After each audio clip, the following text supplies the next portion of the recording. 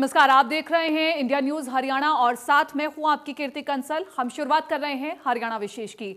देश के प्रधान सेवक नरेंद्र मोदी ने आज खुद वैक्सीन लगवाई और देश को यह संदेश दिया कि मोदी है तो मुमकिन है, मोदी है तो देश की जनता सुरक्षित है और मोदी है तो कोई भी बीमारी, कोई भी महामारी देश की तरफ आंख उठा के भी नहीं देख सकती।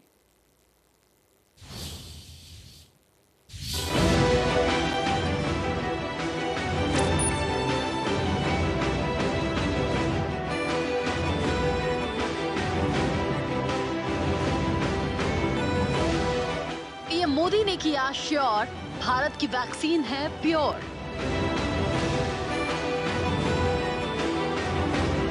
पीएम को लगा टीका, अब आपकी बारी।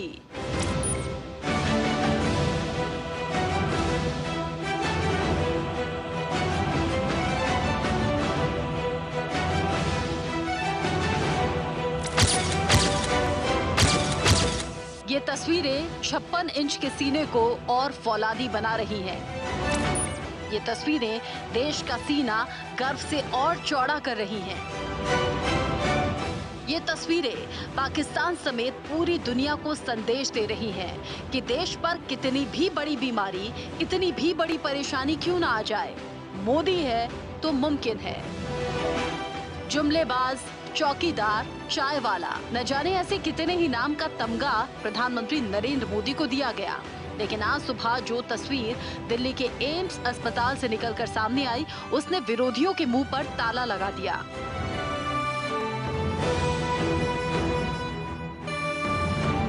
देश में दूसरे चरण की वैक्सीनेशन का आगाज हो गया और जैसा कि पीएम ने वादा किया, उसे निभाते हुए और पूरे प्रोटोकॉल को फॉलो किया, सुबह 6 बजे पीएम मोदी दिल्ली के एम्स अस्पताल पहुंचे, जहां पूरी तैयारी के बाद पीएम को सुबह 6:25 पर वैक्सीन लगाई गई।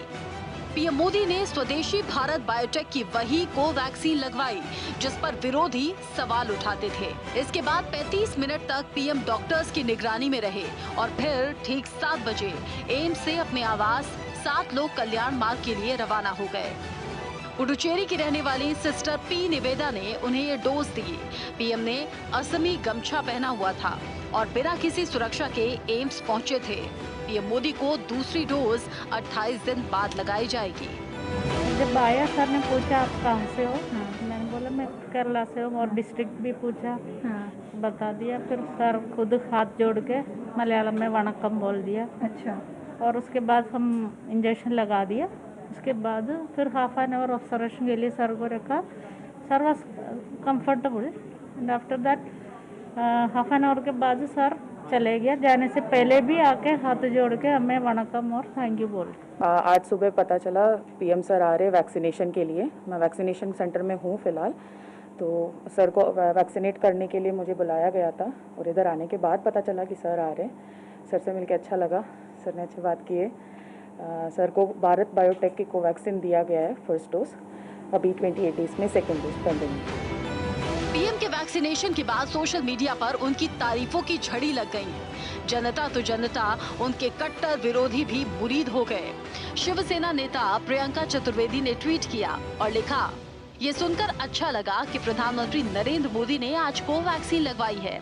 इससे वैक्सीन को लेकर फैले संदेह को दूर करने में मदद मिलेगी और जिन लोगों में इसे लेकर हिचकिचाहट है, अब वो उनके दिमाग से निकल जाएगी। अधिक लोगों का टीकाकरण करने का महत्वपूर्ण चरण आज से शुरू हुआ है। मैं भारत के सुरक्षित रहने के लिए प्रार्थना करती हूँ। वहीं कांग्रेस नेता कार्ति चिदम्बरम ने भी पीएम मोदी को भारत बायोटेक की कोवैक्सीन लगाने पर बधाई दी और तारीफ की। पीएम मोदी हमेशा से कहते आए हैं कि वो देश के प्रधान सेवक हैं और आज वैक्सीन के दूसरे चरण में उन्होंने आगे बढ़कर इस बात को साबित भी कर दिया। निष्ठा श्रीवास्तव के साथ Swati Mishra, India news.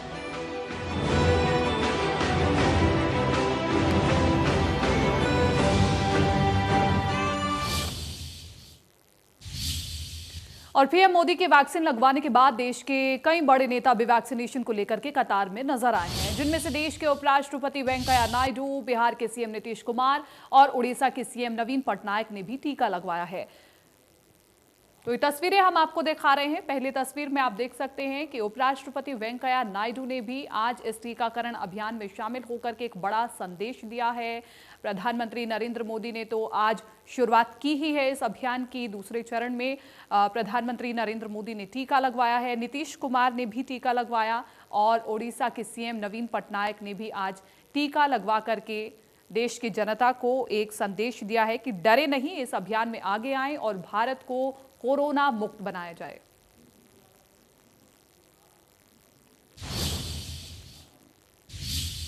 PM Modi के वैक्सीनेशन के संदेश को लेकर के देश के स्वास्थ्य मंत्री डॉक्टर हर्षवर्धन ने क्या कुछ कहा है, ये भी आपको सुनवाते हैं।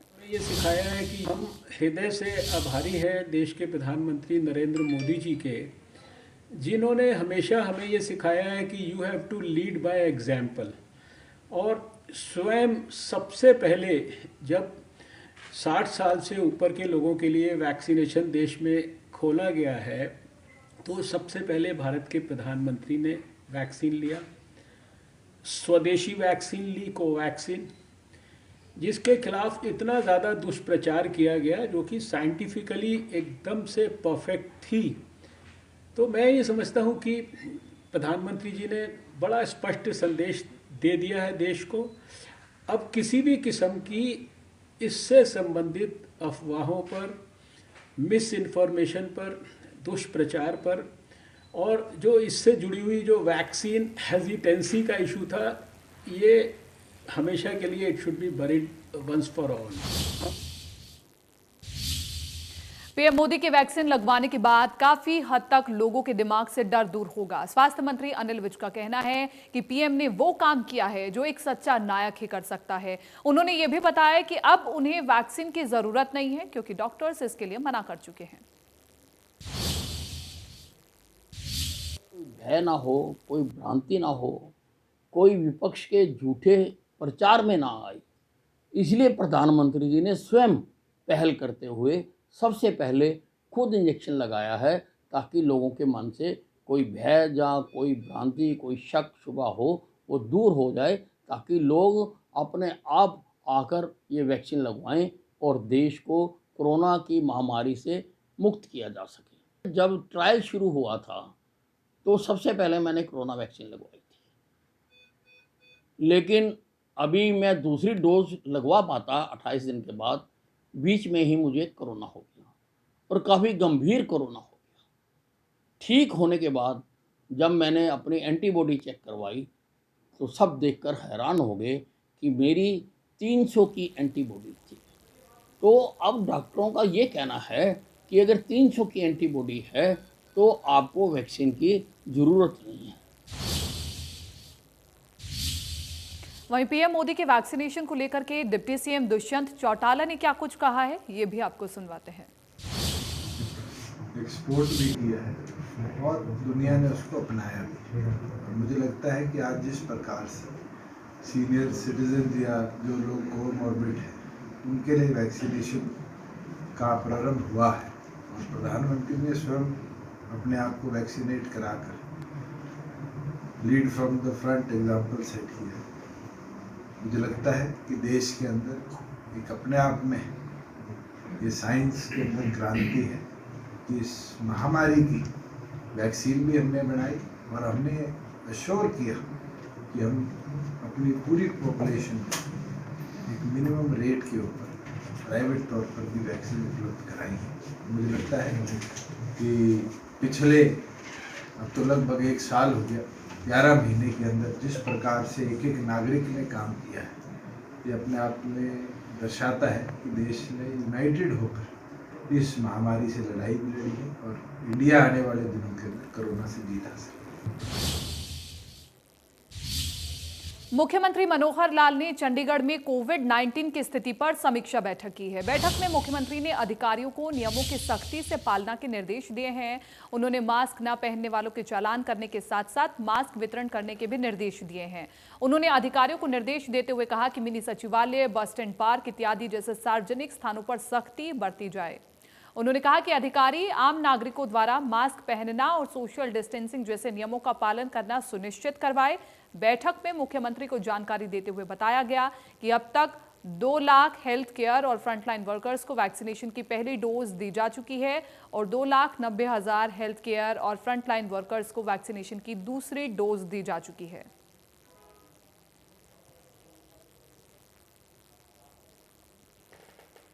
जिस तरह से एक बार फिर से कोरोना ने दस्तक दे दी है, उसको लेकर के प्रदेश सरकार चिंतित नजर आ रही है। लगातार समीक्षा बैठक की जा रही है और अधिकारियों को बुला करके जरूरी दिशा निर्देश दिए जा रहे हैं। आज मुख्यमंत्री मनोहर लाल ने अधिकारियों के साथ समीक्षा बैठक की है और अधिकारियों को सख्ती बरतने के निर्देश दिए हैं।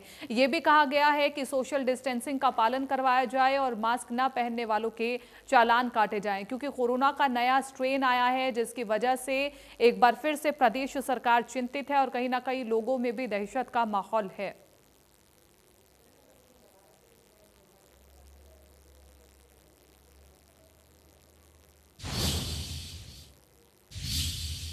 प्रधानमंत्री नरेंद्र मोदी ने एक वेबिनार को संबोधित किया, जिसमें बजट में कृषि क्षेत्र पर किस तरह फोकस रखा गया उसको लेकर के पीएम ने जानकारी दी है। पीएम मोदी ने कहा कि अब वक्त आ गया है जब कृषि सेक्टर में प्राइवेट प्लेयर्स को बल दिया जाए।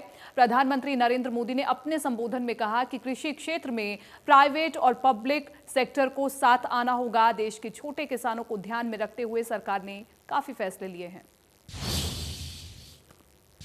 सरकार ने इस बार एग्रीकल्चर क्रेडिट टारगेट को बढ़ाकर 16,50,000 करोड़ रुपया कर दिया है। इसमें भी पशुपालन, डेयरी और फिशरीज सेक्टर को प्राथमिकता दी गई है। रूरल इंफ्रास्ट्रक्चर फंड को भी बढ़ाकर 40,000 करोड़ रुपया कर दिया गया है। माइक्रो इरिगेशन फंड की भी राशि बढ़ाकर 2 गुना कर दी गई है।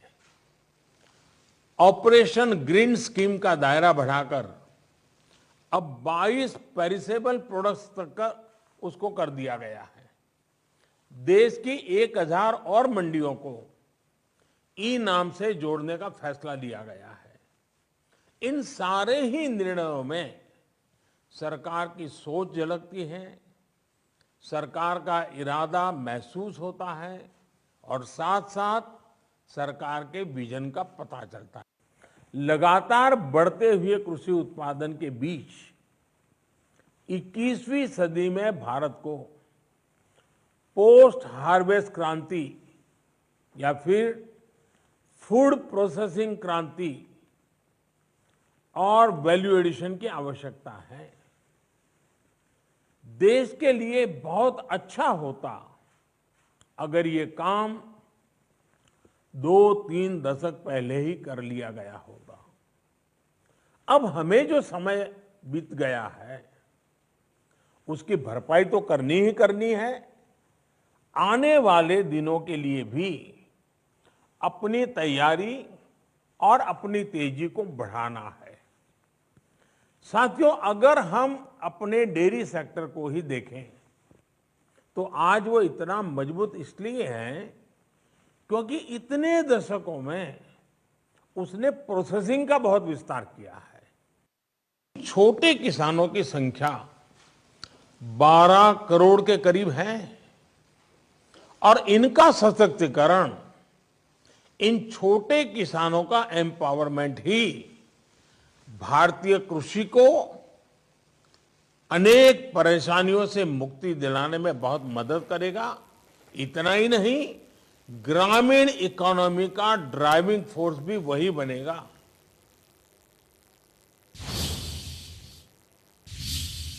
पीएम मोदी ने जहां किसानों के विकास के विजन को लेकर के देश को संबोधित किया, तो वहीं राज्यसभा से सांसद दीपेंद्र हुड्डा ने किसान आंदोलन को लेकर के प्रदेश और केंद्र सरकार को निशाने पर लिया।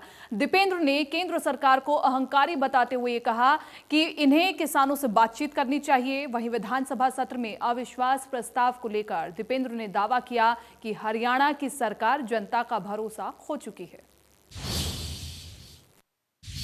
बड़ा अफसोस है कि 3 महीने हो गए मगर सरकार कहीं ना कहीं एक सरकार का सत्ता का अहंकार दिखाई दे रहा है कि पूरी तरीके से किसान और मजदूर अपनी एक मांग को लेकर 3 महीने से लाखों की तादाद में दिल्ली के बॉर्डर पे बैठे हैं, जिसमें लगभग 230 जानें भी कुर्बान हो गई जो अपने शव इन धरनों से वापस अपने घरों में आए हैं। एक तरफ तो जब किसान की सबसे ज़्यादा बात आई कि देश में 2 राज्यों को सबसे ज़्यादा नुकसान है जहाँ सरकारी खरीद सबसे ज़्यादा होती है, पंजाब और हरियाणा। उसमें आपने देखा एक तरफ तो पंजाब की सारी पार्टियाँ एकजुट हो गई इस मामले में, कांग्रेस भी, अकाली और कांग्रेस, आम आदमी पार्टी, अकाली और कांग्रेस किसी मुद्दे पे देश की 1947 के बाद पहली बार एक राय में पूरे पंजाब की सारी पार्टियां एक हो कि किसान के साथ। मगर हरियाणा जो दूसरा प्रदेश था जहाँ सबसे ज़्यादा नुकसान था, वहाँ दुर्भाग्य की बात है कि ऐसी सरकार मौजूद है कि वहाँ बीजेपी और जेजेपी पार्टी किसान के खिलाफ अपनी कुर्सी के पक्ष में नजर आए। प्रस्ताव लेके आ रहे हैं हरियाणा विधानसभा के अंदर इसी बात को लेकर, क्योंकि हरियाणा सरकार जनता का विश्वास खो चुकी है। आज देश में सबसे ज़्यादा बेरोजगारी हरियाणा में, जम्मू कश्मीर, उत्तर प्रदेश, बिहार और पश्चिम बंगाल से भी ज़्यादा बेरोजगारी दर हरियाणा का 20 महीने से लगातार, क्योंकि हर महीने भारत सरकार के आंकड़े आते हैं NSSO के भी और CMIA के, जो सेंट्रल मॉनिटरिंग इकोनॉमी। तो देश में सबसे ज़्यादा बेरोजगारी हरियाणा में। फतेहाबाद पहुंचे पूर्व मुख्यमंत्री ओम प्रकाश चौटाला ने किसान आंदोलन को लेकर के केंद्र सरकार पर निशाना साधा। उन्होंने कहा कि किसान आंदोलन को हर जाति के लोगों का समर्थन मिल रहा है। साथ ही उन्होंने कहा किसान आंदोलन के चलते देश में सरकार गिरने की बात उन्होंने कही। प्रजातांत्रिक प्रणाली में जनता जनार्दन के सहयोग और समर्थन से सरकारें बनती हैं। चुनी हुई सरकारें अगर लोगों के हितों के लिए अच्छे काम ना करें तो लोग जनतांत्रिक तरीके से सरकार का पतन करते हैं। जैसा अभी मैंने बात कही है, इस किसान आंदोलन के माध्यम से सारे देश के लोग जुड़े और उसका सुखद परिणाम ये निकलेगा। निश्चित रूप से ये सरकार गिरेगी, देश में मध्यावधि चुनाव होंगे और फिर लोगों के हितों की रक्षा करने वाली एक अच्छी सरकार का गठन। इनेलो सुप्रीमो ओपी चौटाला ने किसानों के द्वारा 100 रुपए लीटर दूध देने की बात का समर्थन भी किया। उन्होंने कहा कि जब सरकार बढ़ा सकती है पेट्रोलियम पदार्थों के दाम, तो किसानों को भी हक है कि वो अपने दूध का दाम बढ़ाएं और सरकार को सबक सिखाने का काम करें। पेट्रोल के, डीजल के, गैस के सिलेंडर के दाम बढ़ा सकती है, तो क्या किसान को ये अधिकार हासिल नहीं कि वो अपने दूध की कीमत अपनी मर्जी से? तो आप समर्थन करते हैं उसका? आप समर्थन करते हैं 100 रुपए किलो दूध का? निश्चित रूप से सरकार को सबक सिखाने के लिए किसान आंदोलन के माध्यम से लोग जो निर्णय लेंगे हम उसके समर्थन।